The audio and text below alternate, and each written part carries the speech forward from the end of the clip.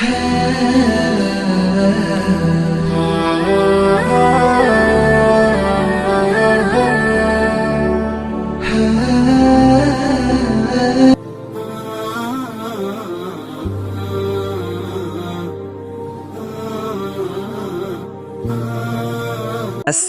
আলাইকুম ওয়া রাহমাতুল্লাহি ওয়া বারাকাতুহু।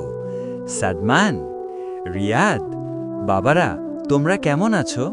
ওয়ালাইকুমুসসালাম ওয়া রাহমাতুল্লাহি ওয়া বারাকাতুহু। মামা জান, আমরা ভালো আছি। মামা, তুমি কেমন আছো? নানা ভাই, নানু কেমন আছে? বাবা, দাদা ভাই আর দাদু কি আমাদেরকে ভুলে গেছেন? আলহামদুলিল্লাহ আমার পিয়ারা বাচ্চারা, আল্লাহর অশেষ শুকরিয়া, আমি ভালো আছি।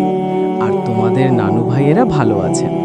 তারা তোমাদেরকে ভালোভাবে লেখাপড়া করতে বলেছেন আর মিলেমিশে থাকতে বলেছেন। বাবারা, বাবা, নবীজি ও তার সাহাবীরা কেমন মানুষ ছিলেন?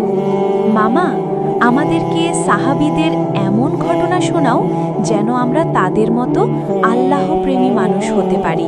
সাদমান, রিয়াদ, বাবারা, আজ তোমাদের এমন এক সাহাবীর কথা শোনাবো যিনি মারা যাচ্ছিলেন কিন্তু নিজের কথা মনে করেননি। বাবা, তিনি কে? হযরত হারিস ইবনে হিশাম রাদিয়াল্লাহু। মামা, তিনি কি করেছিলেন? এক যুদ্ধে তিনি মারাত্মক আহত হন। খুব তৃষ্ণা পেয়েছিল। বাবা, তখন কি পানি ছিল? ছিল বাবা, একজন পানি নিয়ে এলেন। মামা, তাহলে তিনি খেলেন না কেন? তিনি দেখলেন পাশে আর এক সাহাবী আরও কষ্টে আছেন। বললেন, ওকে আগে দাও। বাবা, নিজের তৃষ্ণা ভুলে গেলেন? হ্যাঁ বাবা, সেই সাহাবীর কাছে পানি নেওয়া হলো। মামা, তিনি খেলেন? না বাবা, তিনি বললেন, ওখানে আরেকজন আছে, তাকে আগে দাও। বাবা, শেষ পর্যন্ত? যখন পানি ঘুরে আবার হারিস রাদিয়াল্লাহুর কাছে এলো, তিনি তখন শাহাদাত বরণ করেছেন। বাবা, তিনি পানি না খেয়েই শহীদ হলেন? হ্যাঁ বাবা। মামা, কেন তারা এমন করলেন? কারণ তারা নবীজিকে এমনভাবে ভালোবাসতেন যেভাবে তিনি মানুষকে ভালোবাসতে শিখিয়েছিলেন।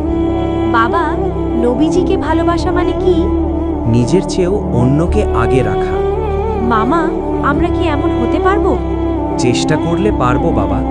এই ভালোবাসাই মানুষকে শহীদ বানায়। আল্লাহ তোমাদের এমন ঈমান দান করুন যে ঈমানের জন্য সাহাবীরা প্রাণ দিয়েছিল।